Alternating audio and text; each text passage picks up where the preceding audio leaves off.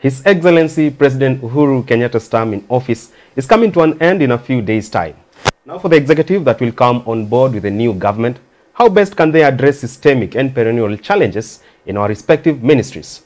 Well, that forms the basis of our conversation today on yet another classical edition of Business Glide, a show that we hope will have an impact on the future of Kenya's economy. And as always, my name is Richard Mwenje, yours truly, and to dissect into such conversations that matter to the taxpayers and Kenyans at large, definitely is none other than Vihiga's biggest export, Kenya's most sought after public scholar, the first of his name, Herman Bond Manyora. Hi, Richard. You look nice in that new shirt. Yes, I do. All thanks to a gentleman by the name Odanga of Hakika 10,000 Designs. Well, if you want to get the best outfits for whatever occasion you want to show up for or whatever event that is, definitely trust that gentleman with your best outfits that you can get in town. This far, you served over 5,000 happy clients here in Kenya and across our borders. So give him a call today on the number that has been displayed at the bottom part of your screen. That is Hakika 10,000 Designs. And by the way, he'll be giving you a copy of such outfits in your next shows. A lady called me from Switzerland, saying he was very excited about deliveries from Hakika, from Odanga, all the way from here to Switzerland. He's doing a good job. Definitely. And by the way, you must check our upcoming edition that will come into you on Friday, on Monday. Simon Irungu, Jadiel Kabiro, Herman Manyora will be donning some of these outfits. You better not miss out on the best fashion designs in town. Sir, yes. How is the weather coming along for you? Wonderful. Wonderful? I love it. I'm slightly under the weather. I hope my voice projection will be clear. Yeah, and I hope you don't have corona to give me. It's not corona, sir. All right. Uhuru's term in office is almost coming to an end. Yes. We are still experiencing some perennial challenges within our key dockets, such as water, health, and so forth. But let's begin with one that is of utmost concern, which is healthcare. You know, the provision of healthcare is a costly endeavor in this country, yes. And Kenyans are looking up to William Ruto, Wajakoya, Mwaure, or Raila Odinga to bring the cost down and also make sure that there is access and affordability in the best shape possible. CS Mutahi Kagwe has been at the forefront of leading this ministry. In there, we've seen the KEMSA scandal, the Minister of Health scandal. We've seen Mama Margaret Kenyatta come on board with the Linda Mama initiative.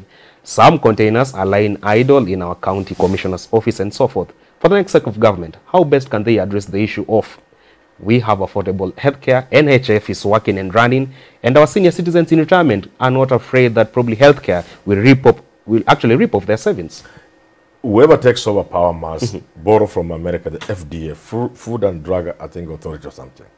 Kenyans are eating very, very badly. Kenyans are eating bad food, drinking dangerous stuff, all in the name of business. People are bringing things in this country that have expired, that do not meet standards, but because of money, they are brought inside oils and everything. Chances of eating chemically ripened fruits are more than 90% in Nairobi. Anytime you peel a banana in Nairobi, it did not ripen naturally. We know, of course, we live in this country. So we need an FDA with teeth. A story is told of, I don't know that this is related, of a president, was it Botswana or where, who came here and was given an animal as a present. The animal was returned to Kenya. That's what we need. Whether it is an exaggerated story or, but it makes the point. How then do you explain the case of whereby we are exporting the best quality products for our export market? Listen, but then Kenyans, yes, because we are subjected to standards. European, before you export anything to Europe, they will come here. They have inspectors here, actually. A friend of, a wife of my friends is one of those inspectors who must certify what you are producing has levels of this and this and the other for others.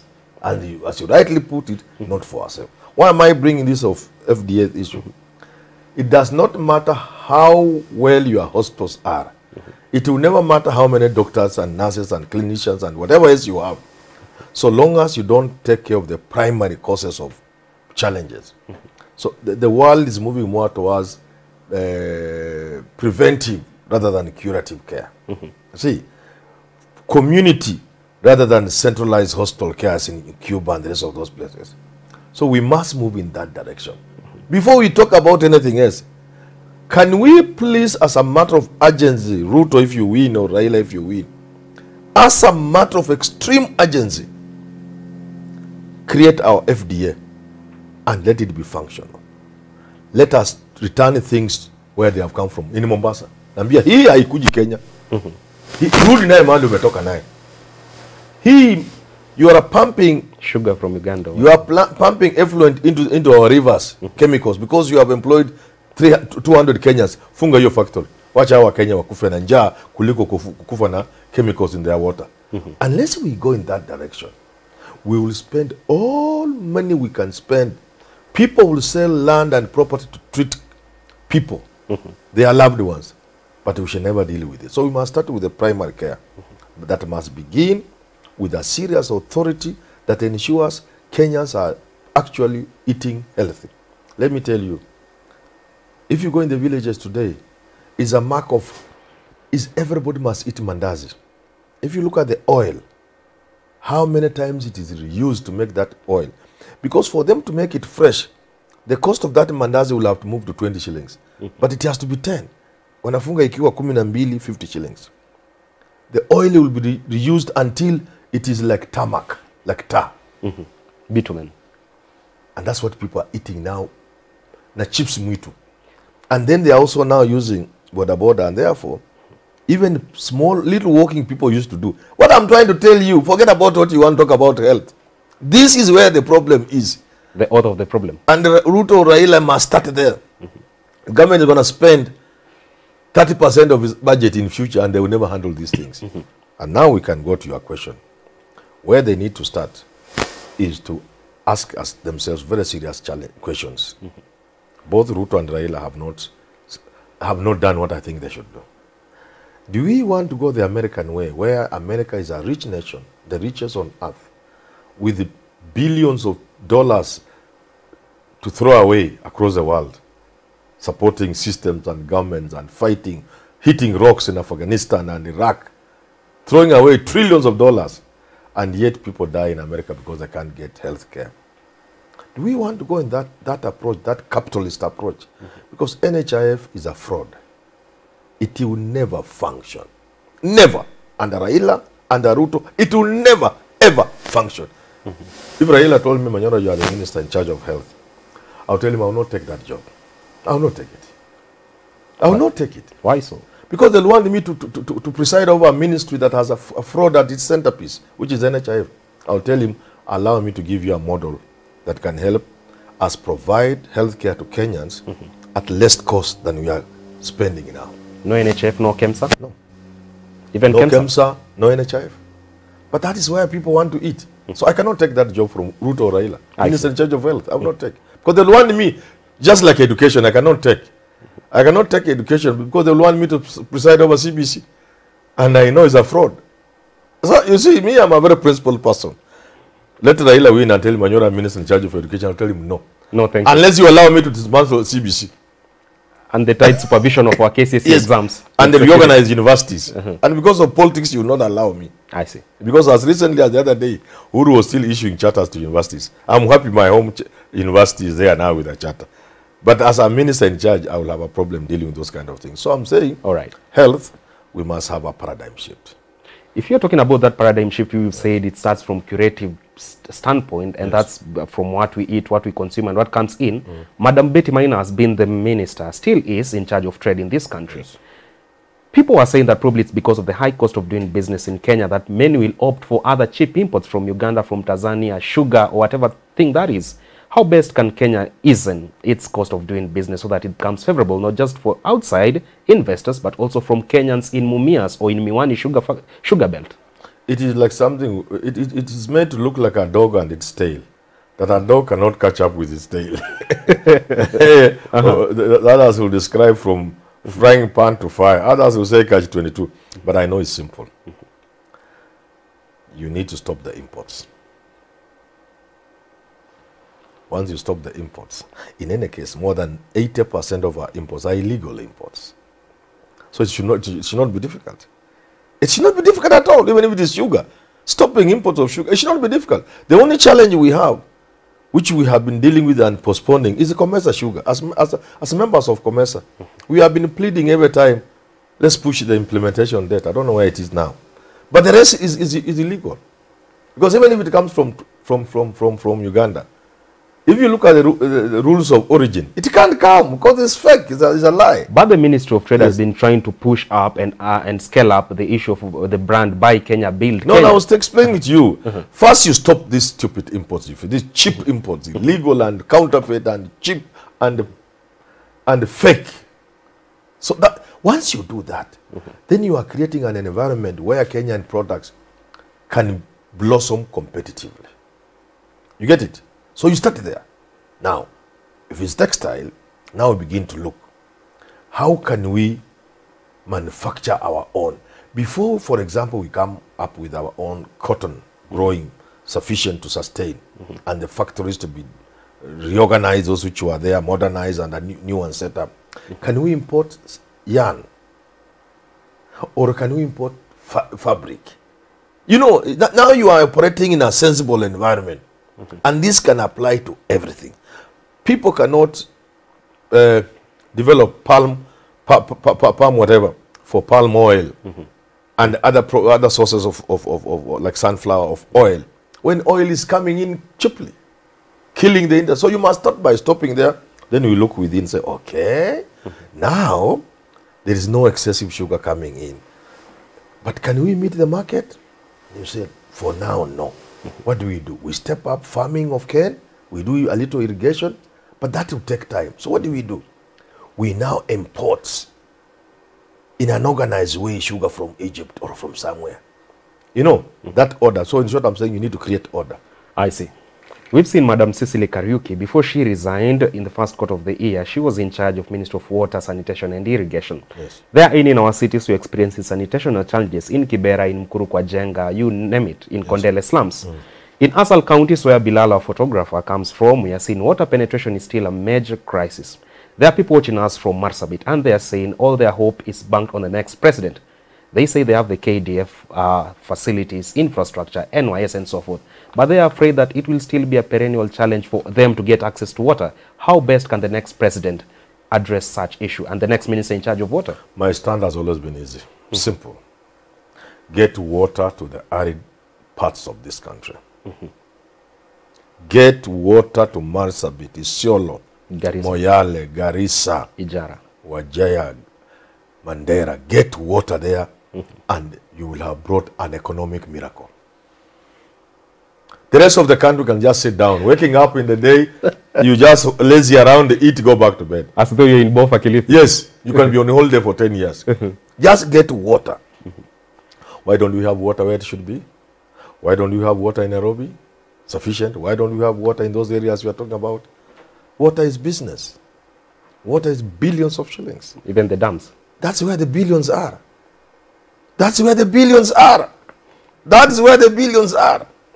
So if you create order in the water industry, well, people will not eat the billions. You hear dams are going into billions. Stupid. Nothing like that. Things that should cost at the very most 800 million.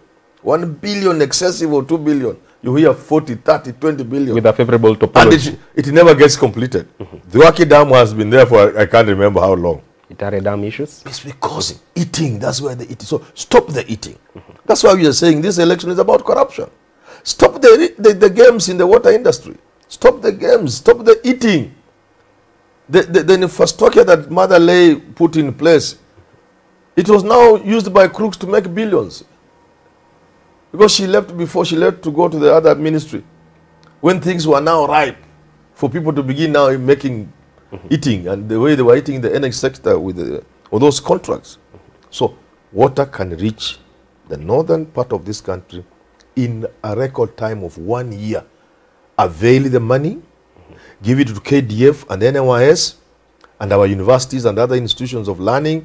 Within 2 years, water will just be doing everywhere in the northeastern. No more pictures of dead camels and all that in international media. That is where Kenya will be. That is where Kenya will be.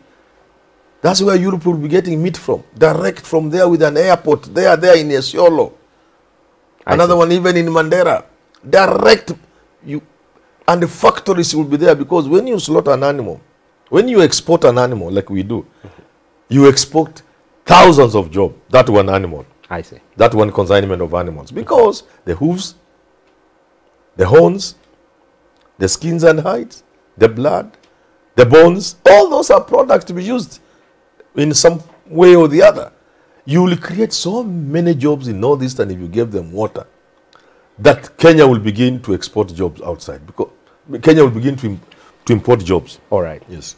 We are still grappling with the issue of harnessing the full potential of our geothermal capacity as Kenya, in as much as, say, Kenyan is trying to up our megawatts grade in this country. The president has formed task force that have been in there to look at the power purchase agreements on and off. We have seen CS Charles Keteri, before he exited office, he was very confident that by the end of his tenure, cost of electricity in this country and production in our industries will be very less. That dream is yet to be actually attained this far, and many taxpayers are still feeling the pinch. For the next CS will be given that job to be in charge of energy in this country. How different can he do business this time round, so that Kenya Pipeline or any other oil reservoirs in this country or hydroelectric power can be of utmost integrity and transparency? There are two things about electricity, but quickly about water before we go to electricity. You will never have sufficient water in Nairobi so long as you have unplanned development. For example, the pipes that were laid for Kileleshwa area, just for example, and the entire infrastructure was not meant for high-rise buildings. You can never satisfy the demands of those people. They will now have to get water meant for other people because they are rich people, for them to have water. So unplanned development in Nairobi will mean you never get sufficient water for Nairobi. Never. There will never be a time Nairobi will have water where taps are running 24/7. Never with unplanned development. Electricity, generation of electricity. First of all, we have made ourselves victims of a 1923 or thereabouts agreement between the Wazungu wa Kenya na Waarabu huko wa Egyptians. Ethiopia has told them off.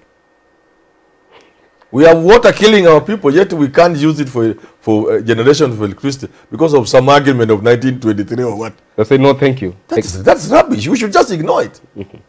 How? In fact, how do you interfere with the Nile waters if you are to tap water that kills people in Bulalanga? How are you interfering with it? How? So that's number one. But more seriously, so that we are now getting water for electricity in places where the rivers go so down that we cannot regenerate electricity using those rivers. So we must address that. But the worst part of it is the corruption in the energy industry that produce the contracts that makes you buy electricity more expensive than you sell it as. So, me, I don't know what people are asking in this country. I even sympathize with Raila and Ruto. Can they really change this country? Because you must dismantle all those things. Let people get annoyed, but you have to dismantle them. And I tell people who have stolen in this country, and you have billions, stop where you are. Tosheka na hiyo. Allow this country to move forward. Please, if you have been stealing, and you've made your billions, tosheka. I even don't see any sense in following people. Let's just let them just eat. They are foolish people. Let them just eat. Let us start from there and say, okay, all these stupid contracts we have we just dismantle. I don't care who is involved. And task forces? Let them eat what they have eaten. No, there's no use of a task force. What do you need a task force for? These are things you can see when you go in the office. You make me minister and I just dismantle all those contracts.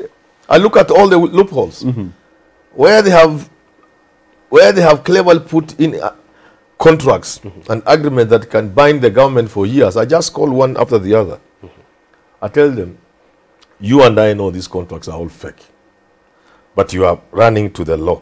I'm going to look for my ways also because I'm an intelligent person. If I catch you, don't complain. So in the interest of this country, let's all start afresh.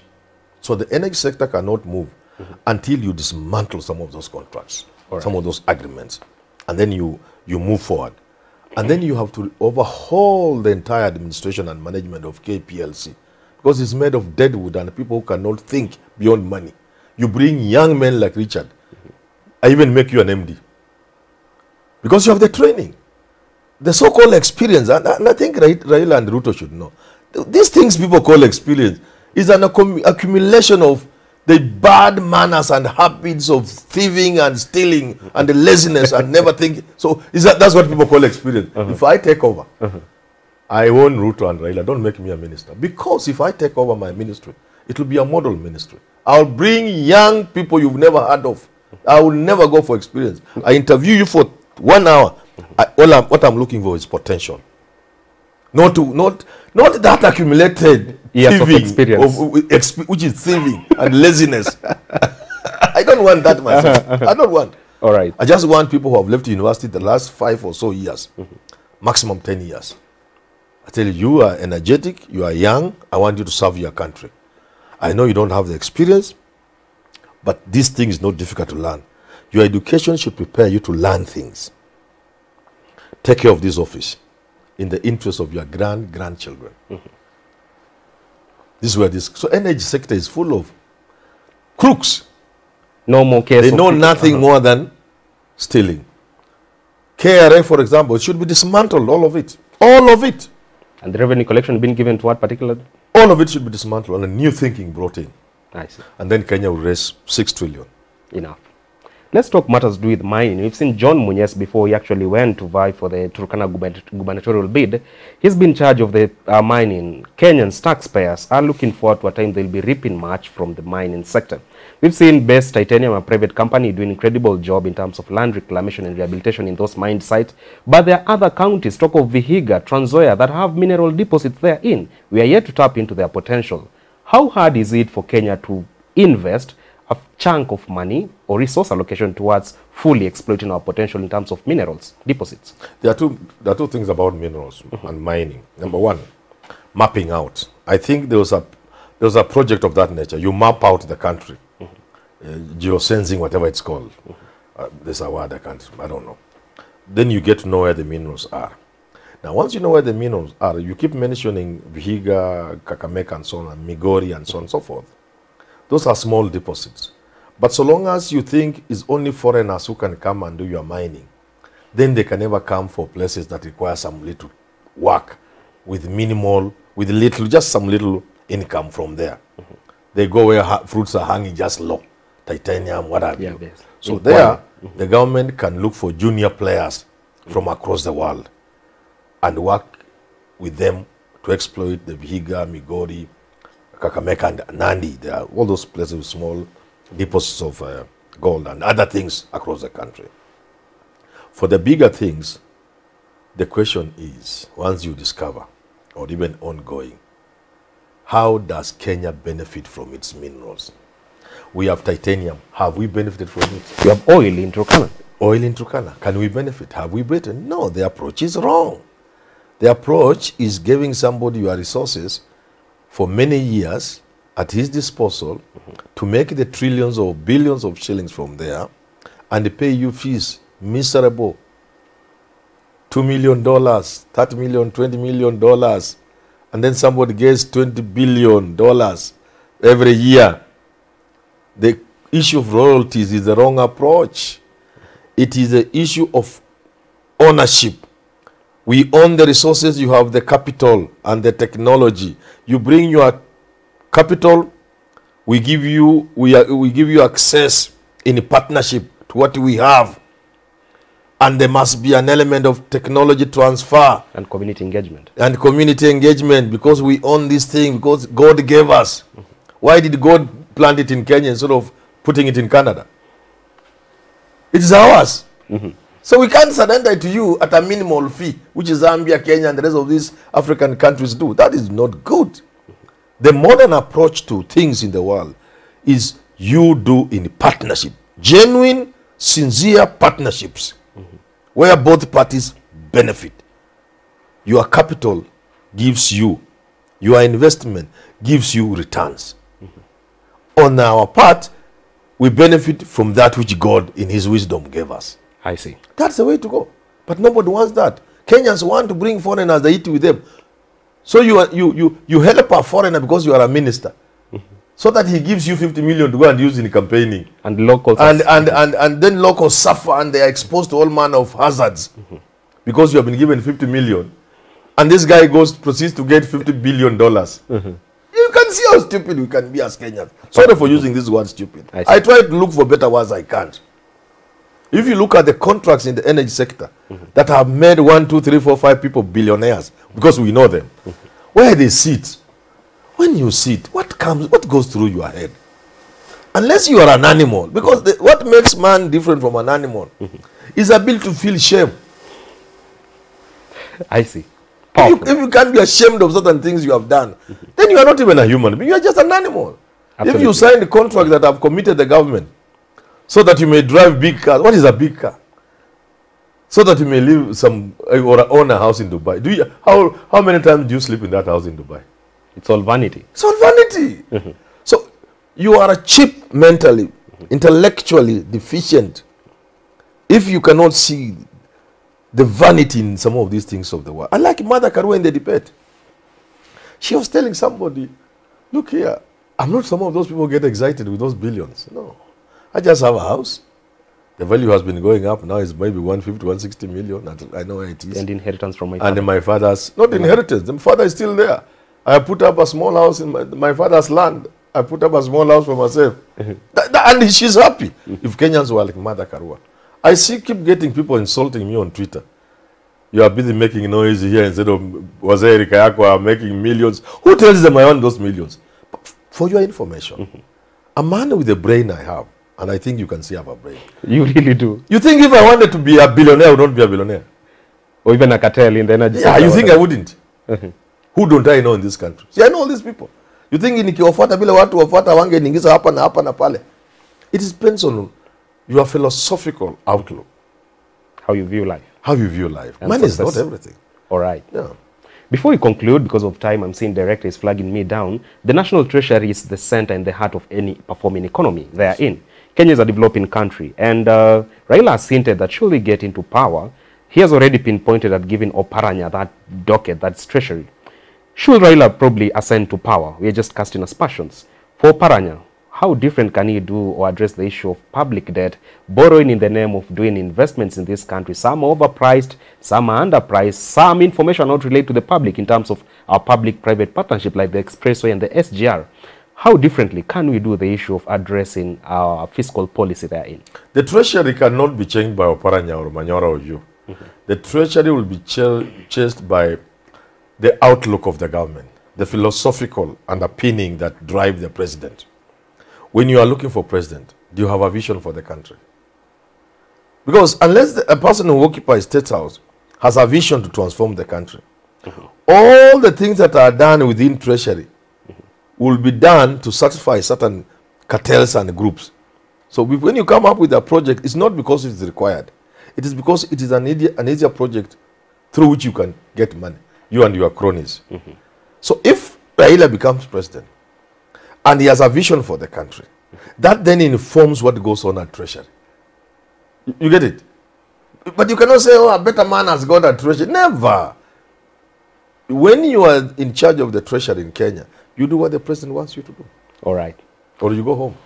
I see. Yes. In a couple of days, family, friends, cronies, proxies will be making calls to whoever will have won the ticket as the president of the Republic. They're already doing it. Yes, yes. For this time round, for Ruto, Wajakoya, whatever that person is, should they pick up those calls? And even if they pick up, how far can they give in into the request? You need them to win. You need those calls to win an election. And then after the question is, after elections, what do you do?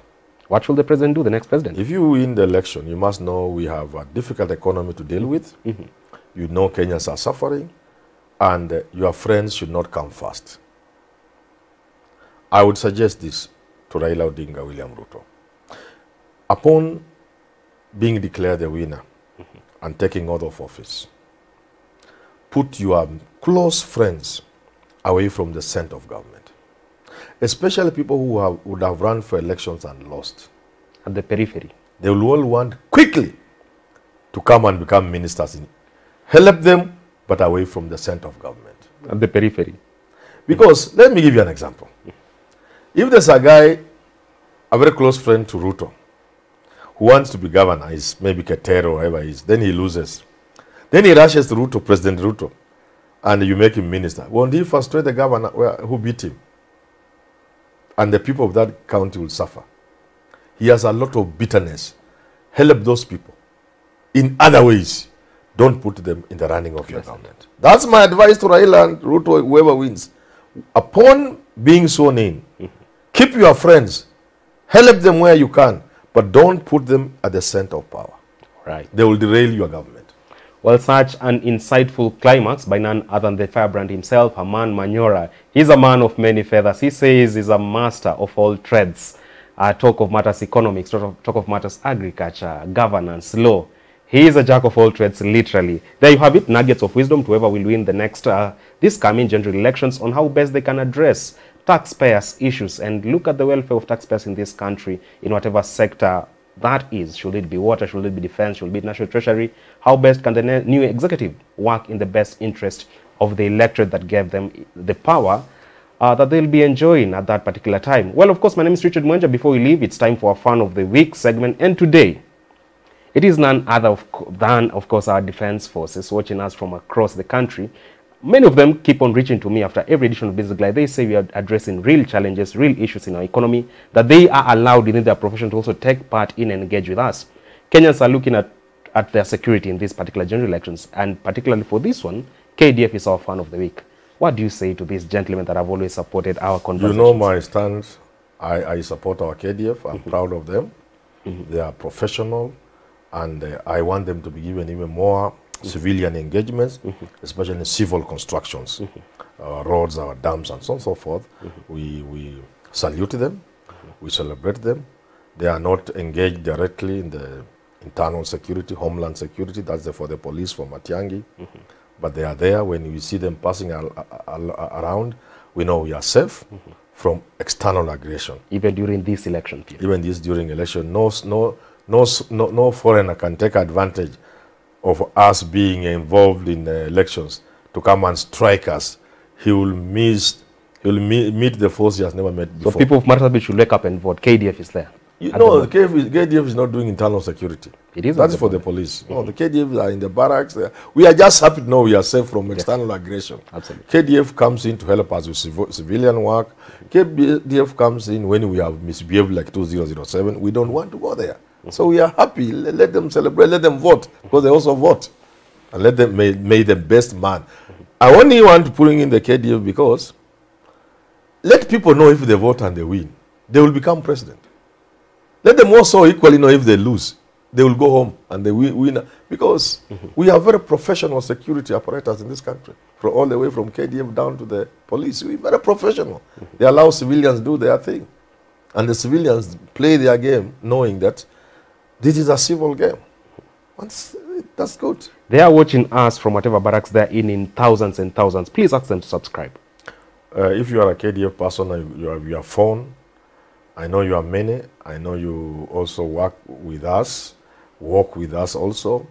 Please press that red button, subscribe. We want this family to grow.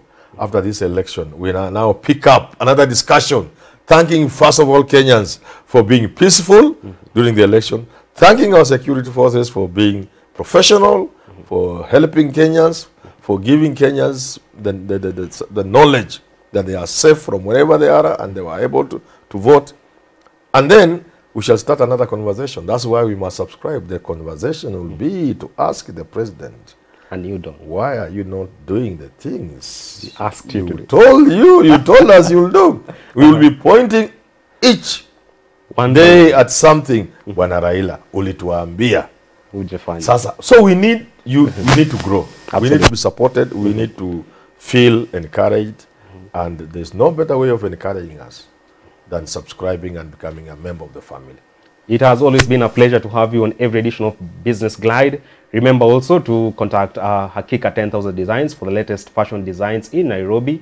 And that one that will definitely not let you down in whatever occasions we'll be showing up for. The number is displayed at the bottom part of your screen. And now, up next is the Business Glide, African Proverb of the Day.